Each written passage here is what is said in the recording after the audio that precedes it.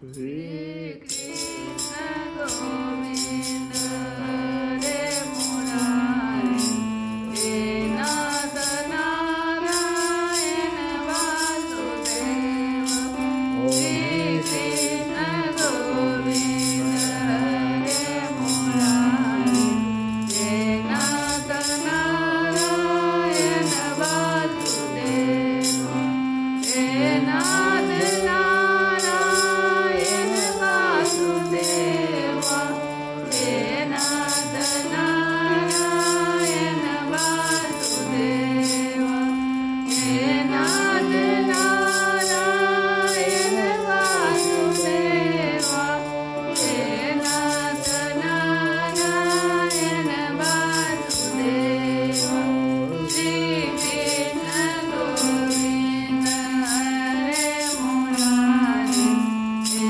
Nada Narayana Vasudeva Hare Rama Rama Rama Hare Hare Hare Krishna Krishna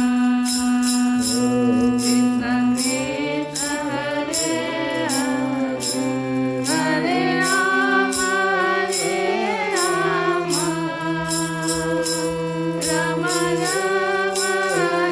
Hare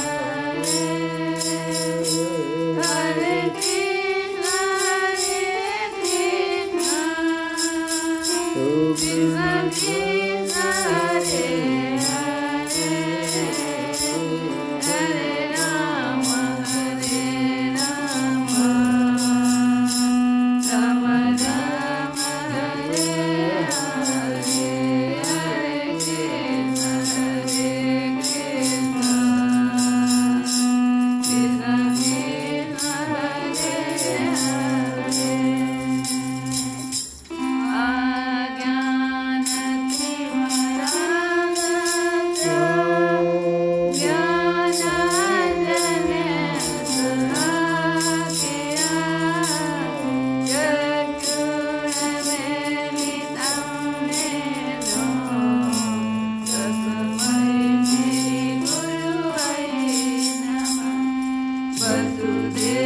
Vasudevasudam Devam Kalpajanoramardhanam Devaki Paramatandam Krishnam Nanda Jagataguru Sukamini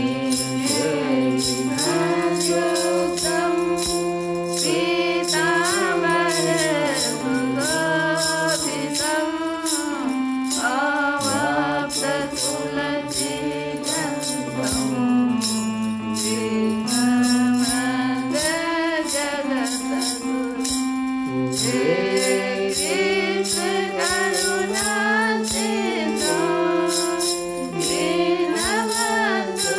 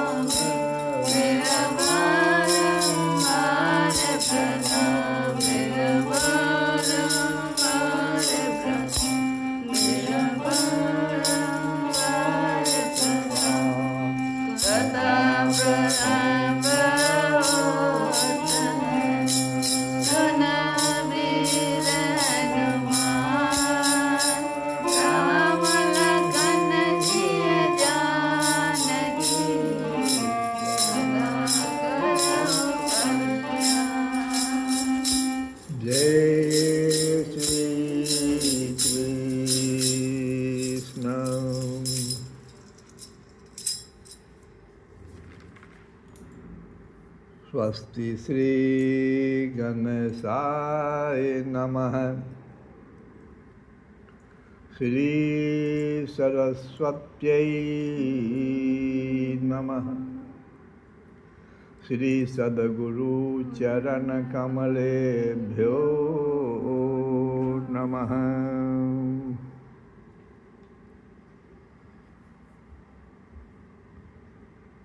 ब्रह्मानन्दं परमसुखदं केवलं ज्ञानमूर्तिं द्वन्द्वातीतं गगनसदृशं तत्त्वं स्यादिलक्ष्यम्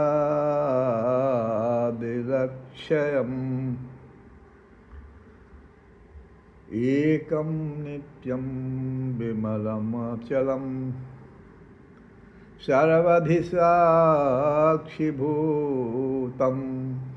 भावातीतं त्रिगुणरहितं सद्गुरुं तं नमामि।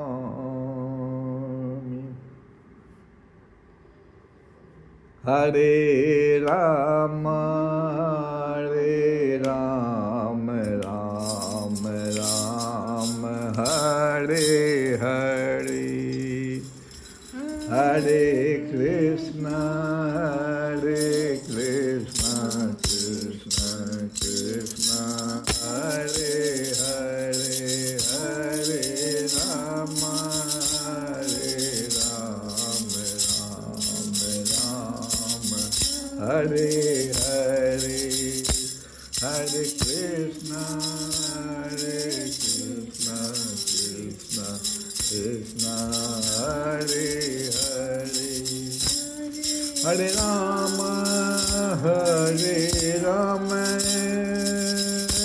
राम राम हरे हरे, हरे कृष्ण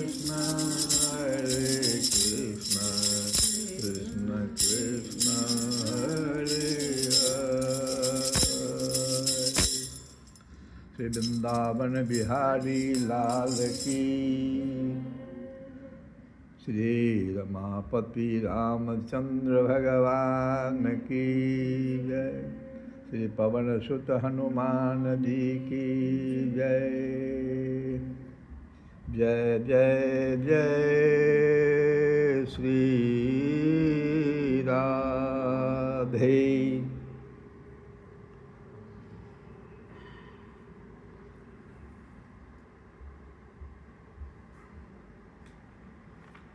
कथा 3 जगहों पर चल रही है। आज जो हम लोग कथा सुनने जा रहे हैं वो जो मुख्य कथा है, जो सुखदेव जी और परीक्षित जी के बीच का संवाद है।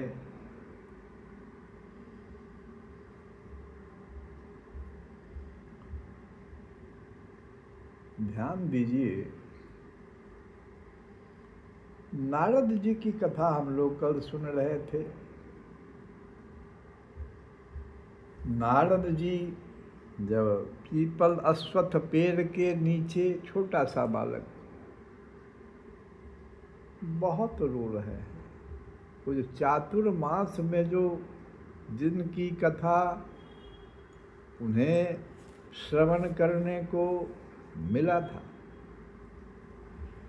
भगवान तो भीतर अवतरित हो गए थे, उनके प्रेम में इतना विह्वल हो गया। छोटा सा बालक, माँ का भी देहांत हो गया, कोई अब संसार में नहीं है। जब तक ऐसी स्थिति नहीं बनती है, जीव जो है अपने कल्याण की बात नहीं सोचता है। जब तक उसका भरा पूरा संसार है वो सोचता ही नहीं भगवान के बारे में। और देखो नारद जी जब बहुत बच्चा, छोटा सा बच्चा, बहुत भाव विवल रो दिए तो भगवान को नहीं रहा गया, भगवान सम्मुख आ गए, दर्शन दे दिया। लेकिन कुछ ही क्षणों में छोटा सा वाक्य कह करके भगवान जो है, देखो नारद, इस जन्म में यही पर्याप्त है। अब तुम इस शरीर को जब त्याग दोगे, जो ये पंच महाभूत से जो शरीर है, तुम दिव्य शरीर को प्राप्त करोगे। संकेत दे दिया कि ब्रह्मा जी के पुत्र होके आओगे, तब तुम सीधे मेरे पास ही रहोगे, कहीं जाने की अब जरूरत नहीं।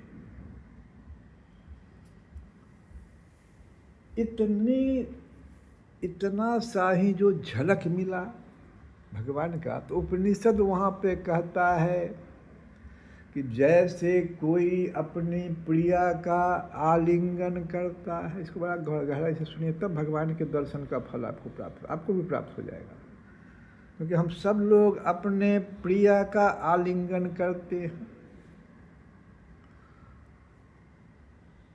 जो प्रथम आलिंगन है आपका, उस समय जैसी अनुभूति होती है उससे हजारों दिव्य अनुभूति है। अभी वो जो प्रेमानुभूति होती है, वो किस प्रकार का आलिंगन से अनुभूति है? प्रेमानुभूति, जो भीतर आप ही के पास मिल रही है, आप उसको शब्दों में व्यक्त नहीं कर पा रहे, उससे कई लाख गुना प्रेमानुभूति भगवान के दर्शन से जीव को हो जाती है। उपनिषद ऐसा कहता है। थोड़ा सा उपनिषद वहाँ पर दर्शन दिया है कि आप उस अनुभूति को समझिए कि भगवान का दर्शन क्या होता है। क्योंकि आप सब जो है प्रेमानुभूति करते हैं, जो संसारिक अनुभूति है, ये दिव्य अनुभूति है।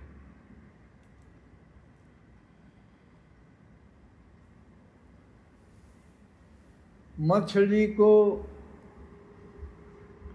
जब जल से निकाल दिया जाता है, जिस प्रकार से वो तड़पता है जल के लिए, अब नारद जी का जो तड़प था, वो जो प्रेमानुभूति जो उनको भीतर से जागृत हो गया, उसके लिए जो तड़प था, अरे राम,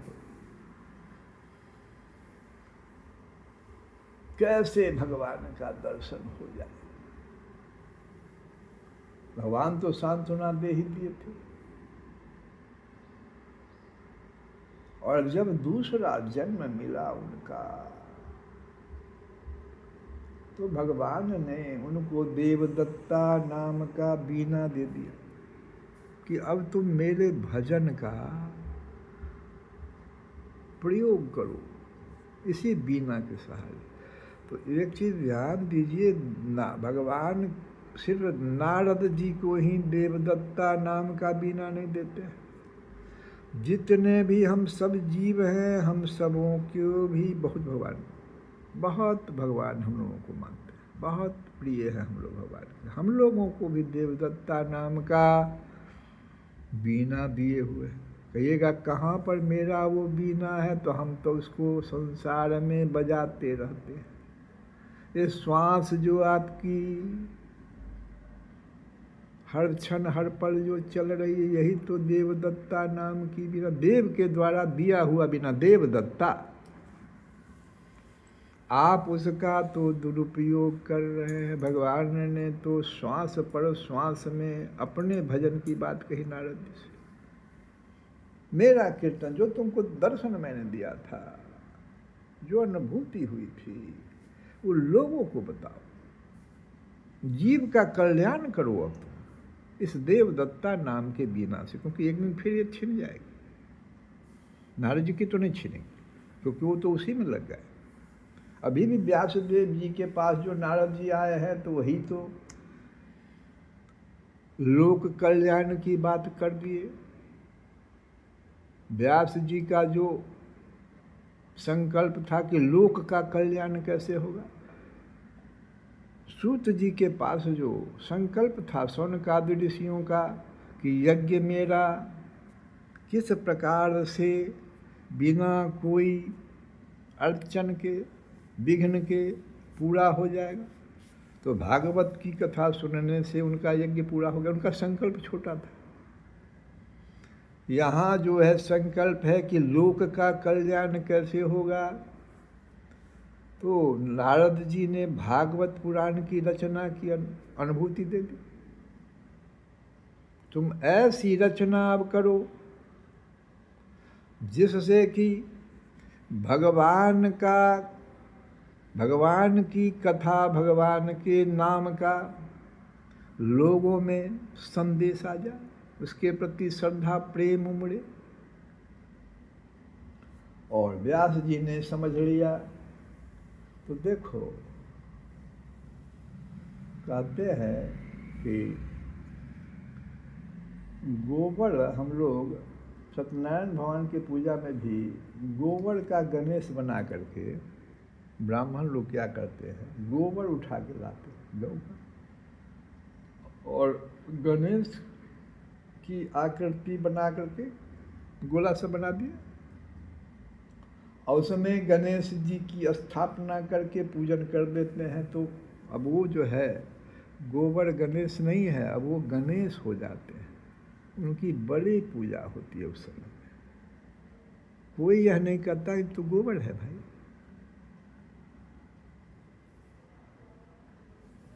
लेकिन अब तो गोबर तो पूजनीय हो गया। देखो, गणेश जी की स्थापना उनमें हो गई और पूजनीय हो गया।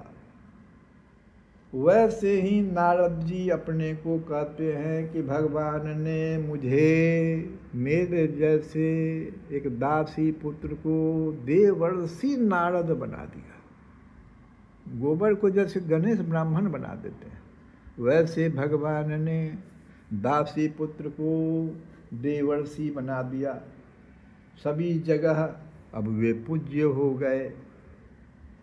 पर दुखे उपकार करे तो मन अभिमान नाने रे। पर दुखे उपकार करे,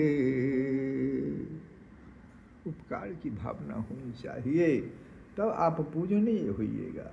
और मन में अभिमान भी नहीं आना चाहिए।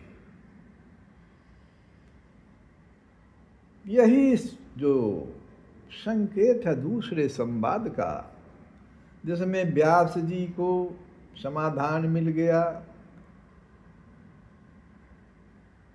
भगवान कृष्ण का उन्होंने वांगमय विग्रह बना दिया, जिसकी कथा से कई लोग कब व्यास जी आए और आज तक में कितने भक्त मोक्ष को प्राप्त कर इस भागवत का सहारा लेकर के। और भागवत कथा पे तो है ही कि कौन कौन से मोक्ष प्राप्त किए। अब मुख्य संवाद जो है वो शुक और परीक्षित जी के बीच का है। लोक कल्याण की बात तो हो गई इस भागवत से, यज्ञ का भी कल्याण हुआ, ये भी हो गया। वहाँ व्यक्तिगत था, खास समूह का था। 188,000 जो ऋषि थे, सौनकादि ऋषि, उनका था सिर्फ। यहाँ पर लोक कल्याण की बात हुई, वो भी पूरा हो गया और आज तक हो रहा है। अब देखिए, अब तीसरा संवाद है, वो क्या कह रहा है, उससे क्या प्राप्त करना चाहते हैं।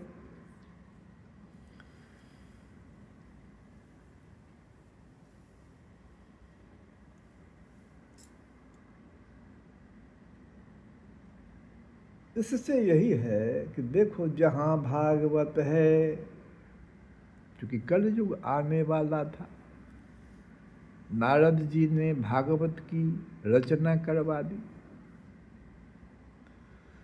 तो जहाँ भागवत है, कलयुग वहाँ नहीं है। कलयुग वहाँ नहीं है, एकदम इसको गांठ बांध लीजिए। द्वापर युग में तो कलयुग नहीं था, सिर्फ भागवत वहाँ नहीं था। भगवान कृष्ण चले गए और क्या वहाँ हो गया। देखो भाई, कृष्ण नहीं तो द्वापर में भी कितनी गड़बड़ी हुई। तो भागवत मतलब जहाँ भागवत है वहाँ कृष्ण है, विराजमान है। और इस भागवत की कथा देखो, इसके प्रवक्ता यहाँ कौन है? वहाँ तो व्यास जी थे, नारद जी पहले थे, नारद जी से पहले ब्रह्मा थे, ब्रह्मा से पहले भगवान स्वयं थे। अब इस बार जो प्रवक्ता बनने जा रहे हैं वो न लोकोपकारी है, न यज्ञ करता है, न नारद जी हैं, न व्यासदेव जी है, न यज्ञ करता है। इस बार जो प्रवक्ता है वे परमहंस सुखदेव जी हैं। ये सुखदेव जी कौन है? जो शिव पार्वती जी की कथा, अमर कथा हुई थी, उस समय जो तोता सुन रहा था उस कथा को, वही सुख व्यासदेव जी के यहाँ पुत्र रूप में, गर्भस्थ शिशु के रूप में आ गए। अब 16 साल बीतने, 15 साल बीत गया, 16वां साल चल रहा है, बाहर निकल ही नहीं रहे, गर्भ से बाहर नहीं निकल रहे हैं, लेकिन रोज सुना रहे हैं वेद। तो व्यास जी ने प्रार्थना किया कि भाई बाहर तो अब निकलो। तो देखो कैसे निकल रहे हैं।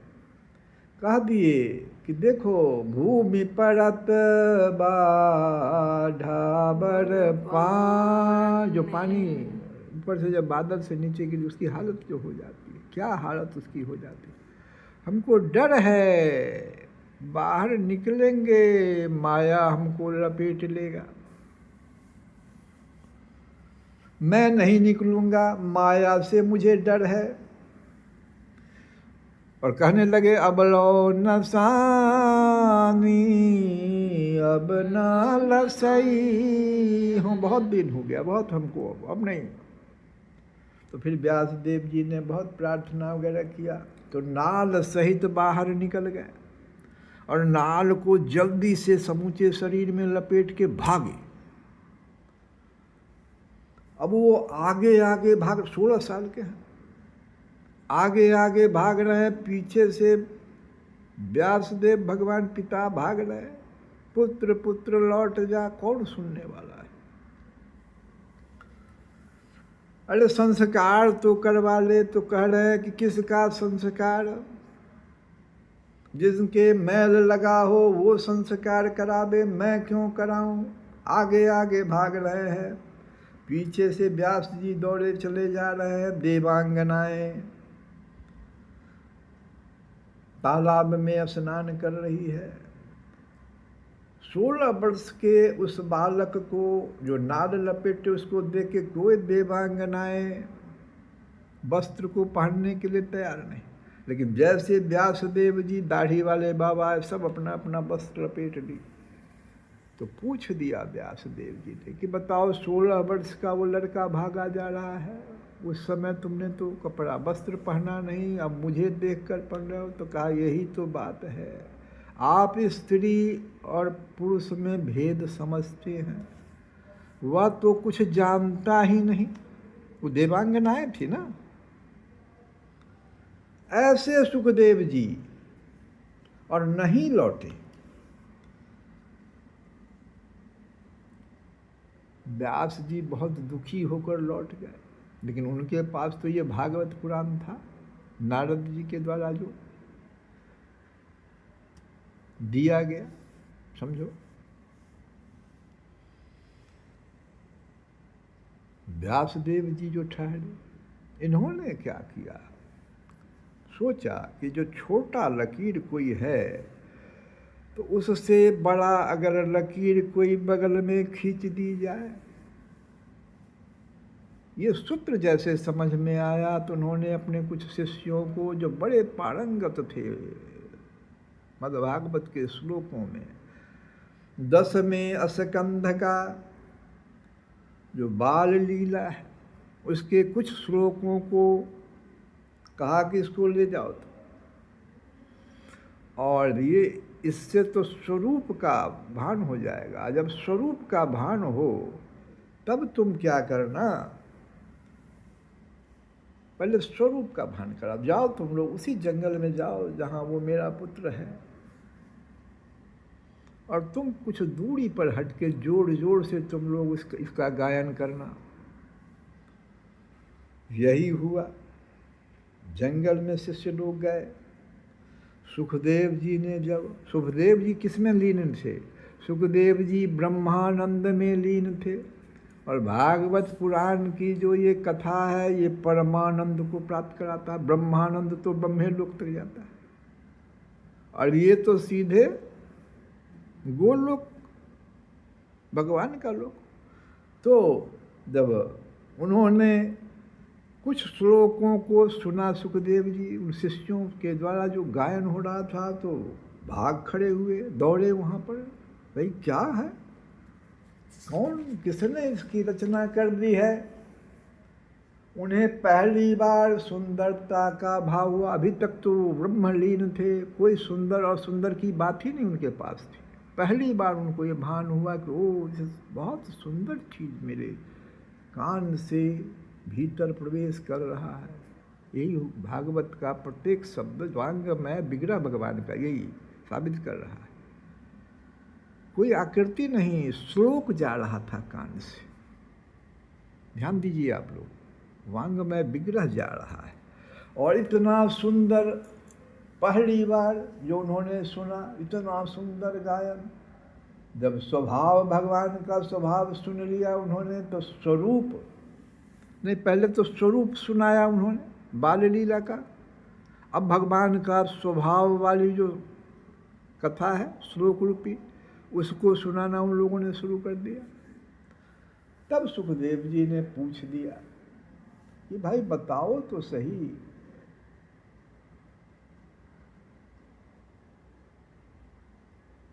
तो यहाँ पे दो बातें आई, दो सूत्र आया। एक तो ये कि इस भागवत के प्रति उनकी श्रद्धा जगी, और दूसरी बात की जिज्ञासा प्रकट हुई। तो ये दो चीज़ बड़ा आवश्यक है। किसी भी साधक को ये दो चीज़ की आवश्यकता है। पहली बात श्रद्धा होनी चाहिए इस कथा, दूसरी बात जिज्ञासा होना चाहिए कि भाई ये कौन सी रचना है, किसने इसकी रचना की, वो कितना बड़ा होगा। हमसे तो जरूर कोई बड़ा आदमी है, हम तो भी ब्रह्मानंद में लीन है, ये तो परमानंद में लीन है। तो जब शिष्यों ने बताया कि भाई ये तो हमारे गुरु जी की रचना, अभी तुम सुने कहाँ कुछ ही, तो 18,000 श्लोकों में है, तो जल्दी मुझे वहाँ ले चलो, कौन है, क्या नाम है? तो उनका नाम वेद व्यास जी है। तो ये तो मेरे पिताजी ही हैं, तो वो जानते थे। तो दाय भाग इसको कहते हैं, बपौती। ये तो मेरा बपौती हो गया, दाय भाग हो गया। अरे भाई जल्दी मुझे अब ले चलो वहाँ। जो पिता के बुलाने पर भी नहीं आ रहे थे, वे अब कहते हैं मेरा ये तो दाय भाग है, बपौती है। दौड़े दौड़े वहाँ पहुँच गए, और व्यास जी ने जैसे देखा तो व्यास देव जी कृतार्थ हो गए। तो देखो भागवत का ये जो है क्या, एक पिता जो बहुत पुत्र के लिए दुखी, वो देखो अपने ऐसे शिष्य को पुनः वापस आया, देख भागवत के प्रभाव से पिता कृतार्थ हो गए, बड़े प्रसन्न हो। और वो सुखदेव जी पूरी भागवत को ग्रहण करके, जैसे कहा जाता है कि रामकृष्ण परमहंस के पास तो बहुत लोग आते थे, लेकिन रामकृष्ण परमहंस बहुत जोर जोर से रोकर नरेंद्र नरेंद्र तुम कहाँ गए, नरेंद्र के लिए रोते रहते थे।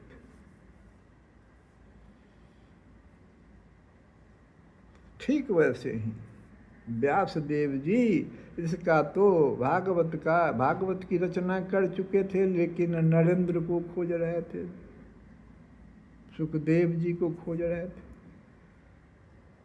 ऐसे शिष्य को खोज रहे थे जो वास्तव में इसका उपयोग करना जानता हो। गुरु का जैसे माता का जो देखो, जैसे संतान होने पर दूध छलकने लगता है, वैसे गुरु के साथ भी ऐसा होता है। गुरु के पास जो ज्ञान होता है ना, जिसको कि परमात्मा ज्ञान भी कहते हैं, तो वो छलकता रहता है। लेकिन शिष्य वैसा हो तब न, ग्रहण करने वाला हो वैसा,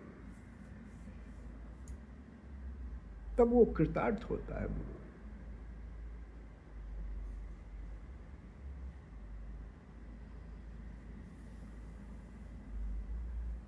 पीने वाला आ जाए, पीने वाला ही तो नहीं मिलता है।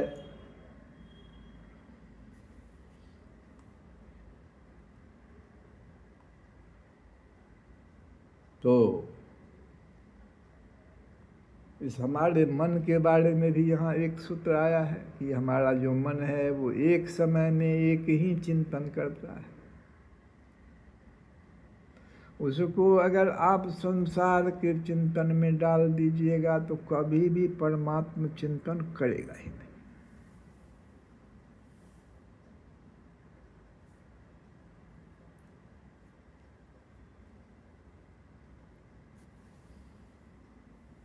श्री कृष्ण गोविंद रे मुरारे नाथ ना